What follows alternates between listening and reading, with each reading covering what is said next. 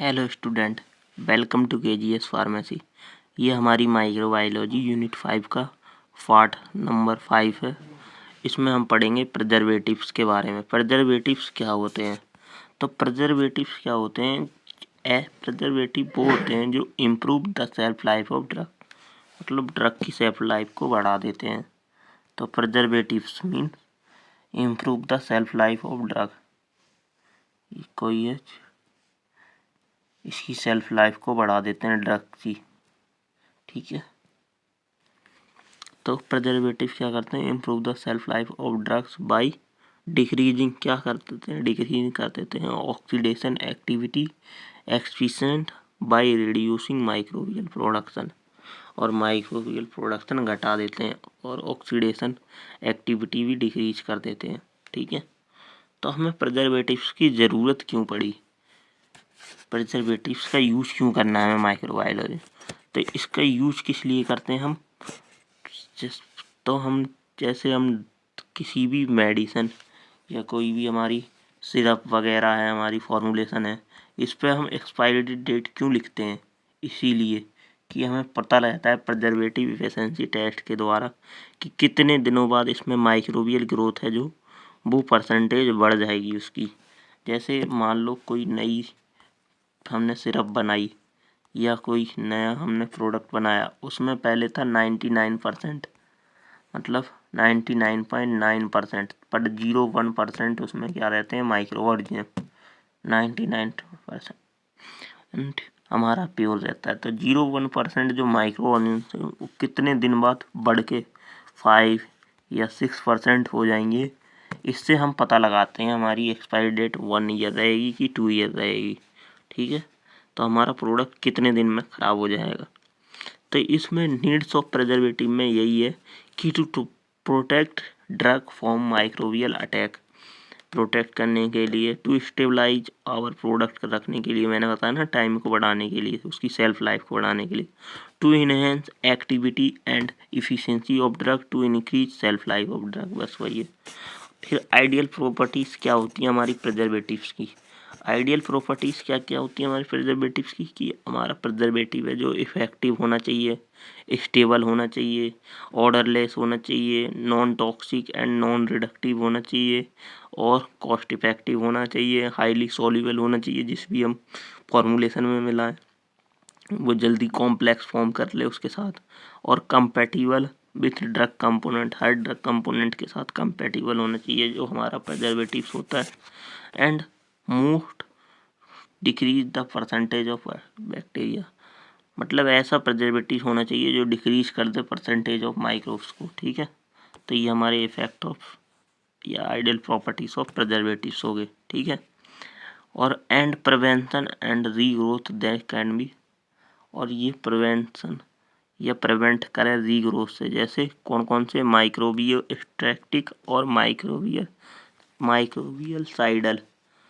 तो मतलब माइक्रोस्टैटिक मतलब रोक देते हैं, और माइक्रोसाइडल माने किल कर देते हैं। ऐसे प्रिजर्वेटिव्स होने चाहिए जैसे बेंजल कोनियम क्लोराइड और ऑरेंजो ब्रिकल मर्क्यूरियल या सेंट्रीमाइड, ठीक है। तो ये इसके एग्जाम्पल है। फिर आती है हमारी प्रिजर्वेटिव कैपेसिटी क्या होती है। प्रिजर्वेटिव कैपेसिटी से क्या समझ में आ रहा है कि प्रिजर्वेटिव की कैपेसिटी कितनी है?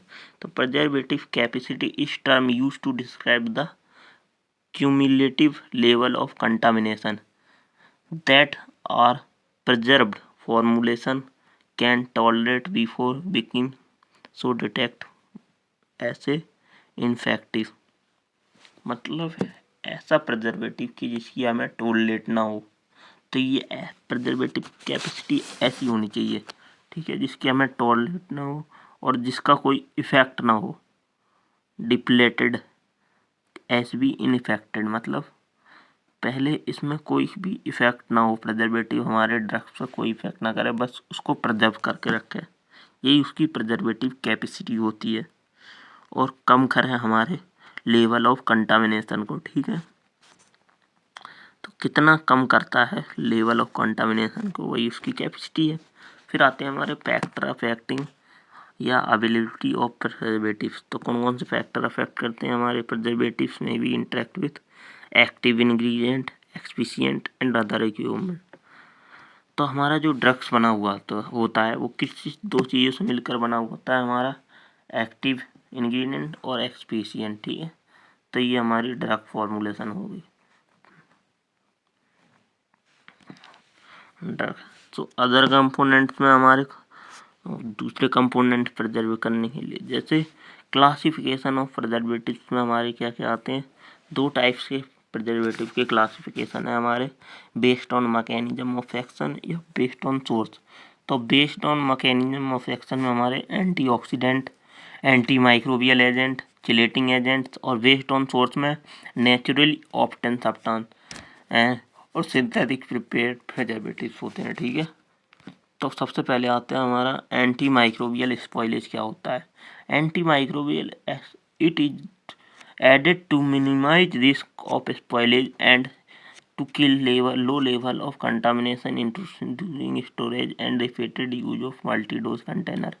मतलब वो ये होता है, इसे ऐड करने पर क्या हुआ, हमारे बैक्टीरिया किल हो जाए during the storage condition and repeated use of multi dose preparation. जो मल्टी डोज बार बार खोलने के बाद हमें पीनी पड़ती है ऐसी डोज प्रिपरेशन के लिए, ठीक है। फिर हम एंटी माइक्रोबियल स्पॉइलेज के बाद हम याद करते हैं प्रिपरेशन या रिक्वायर्ड एंटी माइक्रोबियल प्रिजर्वेटिव। क्या क्या रिक्वायरमेंट होती है हमारे एंटी माइक्रोबियल प्रिजर्वेटिव्स के लिए? तो प्रिजर्वेटिव के प्रिपरेशन के लिए हमें contain water, risk of spoilage such as, जैसे सॉल्यूशन, सस्पेंशन, मतलब ऐसा प्रोडक्ट जिसमें वाटर इन्वॉल्व हो, उनमें हम एंटी माइक्रोबियल प्रिजर्वेटिव को अप्लाई करते हैं।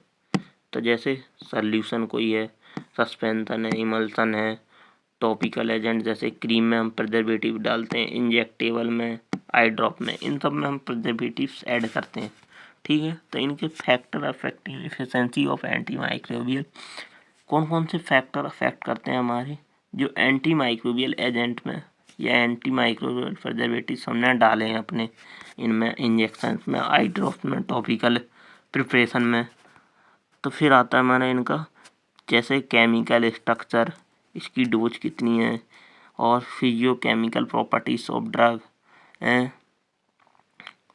और type and level of microbial contamination, design of pack, किस टाइप की पैकिंग है, storage, temperature for finish product, किस टाइप का टेम्परेचर प्रोवाइड किया गया है, रेंज ऑफ इट्स फंक्शन, और इसके फंक्शन करने की कितनी रेंज है। तो यही हमारे फैक्टर अफेक्टिंग होते हैं एफिशिएंसी, हमारा प्रिजर्वेटिव कितना इफेक्टिव होगा। अगर सही डोज होगी, अगर सिंगल डोज हुआ तो हमारा प्रिजर्वेटिव ज़्यादा इफेक्टिव रहेगा, अगर मल्टी डोज हुआ तो वो कम इफेक्टिव रहेगा। ऐसी केमिकल स्ट्रक्चर में अगर कॉम्प्लेक्स स्ट्रक्चर हुआ तो कम अच्छी तरीके से बॉन्ड नहीं हुआ तो कम इफेक्टिव, और अगर सिंगल स्ट्रक्चर ही या फॉर्मुलेशन का स्ट्रक्चर हमारा बिल्कुल अच्छी तरह से कंबाइन हुआ तो हमारा क्या होगा, मोस्ट इफेक्टिव होगा प्रिजर्वेटिव। ऐसी फिजियोकेमिकल प्रॉपर्टीज में उसका पीएच वगैरह ड्रग्स की मेंटेन रही तो हमारा प्रिजर्वेटिव ज़्यादा इफेक्टिव रहेगा। और लेवल ऑफ कंटामिनेशन, अगर ज़्यादा लेवल को मतलब ज़्यादा माइक्रोस्कोपिक करता तो प्रिजर्वेटिव ज़्यादा इफेक्टिव है, अगर कम तो कम इफेक्टिव है। और डिज़ाइन ऑफ पैकिंग तो पता ही है कि डिज़ाइन किस टाइप का पैकिंग होती है। फिर आते हैं example of anti microbial preservative, कौन कौन से मोस्ट यूज प्रिजर्वेटिव होते हैं, जैसे बेंजोइक एसिड। तो बेंजोइक एसिड क्या यूज किया जाता है, फूड प्रिजर्वेटिव में यूज किए जाते हैं, और ये इनहिबिट कर देते हैं ग्रोथ ऑफ बैक्टीरिया को, ठीक है। और यूज्ड एज एंटीसेप्टिक ऑल्सो, मतलब एंटीसेप्टिक में भी इसका यूज होता है बेंजोइक एसिड। फिर आता है मिथाइल पैरामीन। मिथाइल पैरामीन भी हमारा किस लिए यूज होता है, प्रिजर्वेटिव के, जैसे cosmetic preparation and sustainable decomposition, मतलब डिकम्पोजिशन से भी बचाता है हमारा मिथाइल पैराबेन्स। और ये क्या होता है, वाइट क्रिस्टलाइन पाउडर होता है, क्रिस्टलाइन पाउडर, और soluble in water and alcohol होता है, ठीक है। और ये यूज होता है antiseptic preservative in various pharmaceutical products. फिर आता है हमारा सोडियम बेंजोएट। सोडियम बेंजोएट क्या होता है, it is white crystalline solid soluble water and alcohol होता है। It is use extensively a food and pharmaceutical preservatives. It is not bacterial, only bacteriostatic agent along with functioning activity। मतलब ये भी preservative में use होता है हमारा sodium benzene. फिर आता है हमारा एल्कोहल। एल्कोहल में कौन सा यूज होता है? क्लोरोब्यूटेनॉल। ठीक है। फिर मर्क्यूरियल कंपाउंड होते हैं।